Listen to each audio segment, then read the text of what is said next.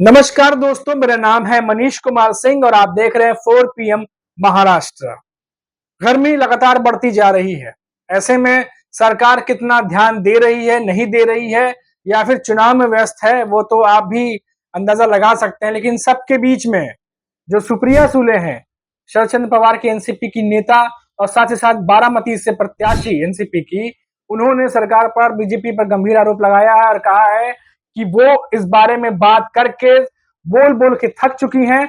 लेकिन सरकार जो है वो पार्टी तोड़ने में, सत्ता बनाने में व्यस्त है और वो अब बोल बोलकर थक चुकी हैं। जी हाँ, ये बयान जो है सुप्रिया सुले ने दिया है।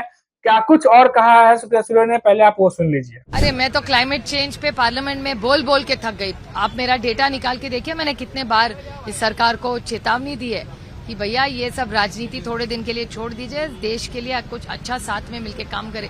बट लेकिन ये सरकार ice, income tax, CBI, ED, घर तोड़ो, पार्टियां तोड़ो, इसमें इतनी व्यस्त है कि उन्हों को टाइम ही नहीं है आम आदमी के जो प्रश्न है उसके लिए। तो देखा आपने, बढ़ती हुई गर्मी को लेकर के क्या कुछ कह रही हैं सुप्रिया सुले।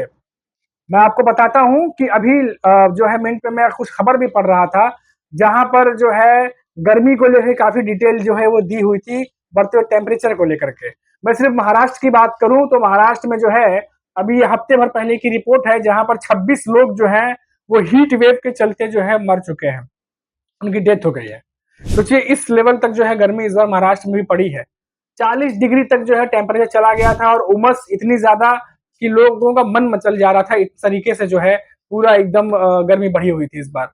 और लगातार जो है टेम्परेचर बढ़ता जा रहा है, जिसको लेकर के बातें होती हैं, ग्लोबल वार्मिंग तक की बातें होती हैं, कई सारे सवाल उठते हैं। लेकिन अभी तक इस पर क्या किया जा रहा है और पुख्ता लेवल पे, ग्राउंड लेवल पर कितने जो है उसको प्लान को उतारा जा रहा है, ये तो सवालों के घेरे में है। लेकिन बढ़ती हुई गर्मी को लेकर के जो है वो इस समय राजनीति जो है वो अब देखने को मिल रही है, क्योंकि जिस तरीके से गर्मी बढ़ी है और महाराष्ट्र में खास तौर पे हम टेम्परेचर देख रहे हैं बढ़ते हुए, और जो आंकड़ा हमारे सामने आया है कि 26 लोग जो है उनकी मौत हो गई है इस गर्मी में, हीट वेव में। ये 6 साल में सबसे बड़ा आंकड़ा है, सबसे बड़ी डिटेल है जो सामने आई। इससे पहले 2016 में करीब करीब 19 लोग जो है उनकी डेथ हो गई थी हीट वेव के चलते गर्मी में महाराष्ट्र में। और अब इस बार जो है कई जगह पानी की किल्लत भी देखने को मिल रही है। गर्मी इतनी पड़ रही है कि पानी जो है सूख जा रहा है। कई सारे ऐसे गांव हैं जहां पर किसान जो है वो पानी की किल्लत का सामना कर रहे हैं। इन सब के बीच राजनीति तेज हो गई है। और राजनीति की हम बात करें तो जिस तरीके से सुप्रिया सुले ने आरोप लगाया है कि बीजेपी है पार्टी तोड़ने में व्यस्त है और मेरी बात पे ध्यान नहीं दिया जा रहा, मैं कितनी बार ये मामला उठा चुकी हूँ।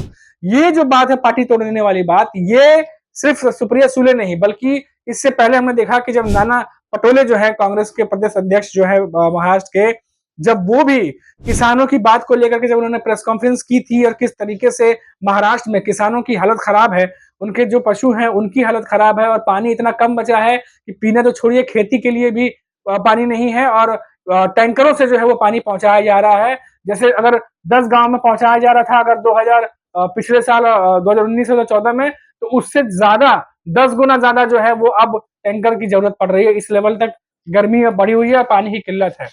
लेकिन तब नाना पटोले ने भी ये बात कही थी कि जो महाराष्ट्र की सरकार है वो पार्टी तोड़ने में, जोड़ तोड़ की राजनीति में सत्ता कैसी बनाया जाए उस पर ज्यादा ध्यान है, न कि किसानों की स्थिति में कैसे सुधार किया जाए। उनको जो पानी की किल्लत थी उस होने वाली है, उसको लेकर 4 महीने पहले ही कांग्रेस की तरफ से ये सरकार को बता दिया गया था, हमारी सरकार को, कि ये दिक्कत होने वाली है। लेकिन सरकार बनाने में, जोड़ तोड़ की राजनीति में और पार्टी तोड़ने में व्यस्त थी इतनी ज्यादा कि उनको ध्यान नहीं दिया। ये सब आरोप जो है उस समय नाना पटोले ने जो है वो लगाए थे। अब मैं बात करता हूं उद्धव ठाकरे की, जो कि यूबीटी नेता है, अभी नेतृत्व कर रहे हैं। उद्धव ठाकरे की अगर हम रैलियों पर ध्यान दें तो आपने ध्यान दिया होगा कई जगह जो है उन्होंने रैलियां की थी, तो उन्होंने भी इस बात को बहुत ही बल देकर के कहा था कि उनकी पार्टी को तोड़ दिया गया, उनका जो चुनाव चिन्ह है उसको ले लिया गया, पार्टी का नाम जो है दे दिया गया दूसरे को। और अब जो है इस बात को लेकर के उन्होंने कम से कम आधा दर्जन जो है रैलियां की। तो इस बात को जनता तक उद्धव ठाकरे ने भी पहुंचाया। तो 2022 में जो कुछ भी हुआ था, जो सरकार बनाने के लिए जोड़ तोड़ की राजनीति हुई थी, और ऐसा माना जा रहा था, यहाँ तक कुछ एक्सपर्ट भी कह रहे थे कि अब शिवसेना 2 हिस्सों में टूटने के बाद और एनसीपी 2 हिस्सा में टूटने के बाद अब जो है कहीं ना कहीं कमजोर हो जाएगी। 2024 के इलेक्शन में जो है क्षेत्रीय पार्टियां जो टूट गई हैं 2 हिस्सों में, उनको नुकसान पहुंचेगा और कई तरीके की बातें कही गई थी। लेकिन 2024 के इलेक्शन में इसका उल्टा होता दिखा है। जो पार्टियां टूटी थी उन्हीं के साथ जो है जनता का जो है एक तरीके से देखा जाए तो सहानुभूति वाला जो एक एंगल है वो उनके साथ गया है। जिनकी पार्टी टूटी है उनके साथ जो उनके वोटर्स हैं वो खड़े दिखाई दिए हैं इस बार के ग्राउंड लेवल के जो हमने देखी है रिपोर्ट्स। इसी वजह से जो ऐसा लग रहा है कि उद्धव ठाकरे के साथ साथ शरद पवार की जो एनसीपी है वो दोनों कहीं ज्यादा मजबूत दिखाई दे रहे हैं in comparison to Eknath Shinde की शिवसेना और अजीत पवार की एनसीपी। इन दोनों के मुकाबले जो है वो यूपीटी ग्रुप की शिवसेना, उद्धव ठाकरे की शिवसेना और शरद पवार की शिवसेना दोनों ही मजबूत दिखाई दे रहे हैं। बात करें बारामती की, जहां पर सुप्रिया सुले ने अभी हाल ही में एक इंटरव्यू देकर के जो है सरकार को निशाने पर लिया है और बढ़ती गर्मी को लेकर के साफ कहा कि मैं बोल बोल के थक गई हूं, लेकिन उन्हें सिर्फ पार्टी तोड़नी है, गठबंधन किसी भी तरीके से करना है, सरकार बनाना है, इनमें ही उलझे हुए हैं, न कि इन मुद्दों पर जो जनता के सवाल है या जनता के मुद्दों पर ध्यान देने की कोई ऐसा ध्यान देने वाला उनका कोई बन नहीं रहा। ये सब आम बातें जो सुप्रिया सुले ने कही हैं। सुप्रिया सुले बारामती से इस बार प्रत्याशी हैं और लगातार सांसद रही हैं वहां पर, और बारामती जो है वो एनसीपी का गढ़ है। वो एनसीपी का गढ़ जो एनसीपी एक हुआ करती थी, शरद पवार के नेतृत्व में चला करती थी। लेकिन इस बार जो रिपोर्ट्स आई थी, खबर आई थी कि अमित शाह के कहने पर, जो बीजेपी के बड़े नेता हैं उनके साथ मीटिंग के बाद कहने पर, जो अजीत पवार की धर्मपत्नी है सुनेत्रा पवार, उनको बारामती से खड़ा किया गया सुप्रिया सुले के खिलाफ, क्योंकि बारामती जो है वो एनसीपी का गढ़ है और वहां पर जाकर के कोई बाहरी पार्टी एनसीपी को हरा नहीं सकती, क्योंकि एनसीपी जो है वहां पर काफी ज्यादा मजबूत है। इसीलिए जो सुप्रिया सुले हैं उनके खिलाफ जो है वो एनसीपी के ही नेता, जो अजीत पवार के नेता वाली एनसीपी है, उनकी पत्नी सुनेत्रा पवार को खड़ा किया गया। और ये जो आमने सामने की लड़ाई है, चुनावी लड़ाई, ये इतनी ज्यादा पेचीदा है क्योंकि जब 2019 का जब इलेक्शन हुआ था तो अजीत पवार सुप्रिया सुले के लिए वोट मांग रहे थे और वहां अजीत पवार के भी बहुत सारे फॉलोअर्स बारामती में हैं जो उनके कहने पर जो है सुप्रिया सुले को वोटिंग किया था। लेकिन 2024 में इस बार अजीत पवार सुप्रिया सुले के खिलाफ सुनेत्रा पवार के लिए वोट मांग रहे हैं जो कि उनकी पत्नी है। तो ऐसी स्थिति में जो वहां का वोटर अजीत पवार को फॉलो करता है और एनसीपी को वोट देता है, और इस बार क्या वो अजीत पवार की बात मान के अजीत पवार वाली एनसीपी को वोट करेगा या फिर शरद पवार वाली एनसीपी को वोट करेगा? ऐसी स्थिति में जो है बारामती की लड़ाई बहुत ही पेचीदा जो है वो बनी हुई है।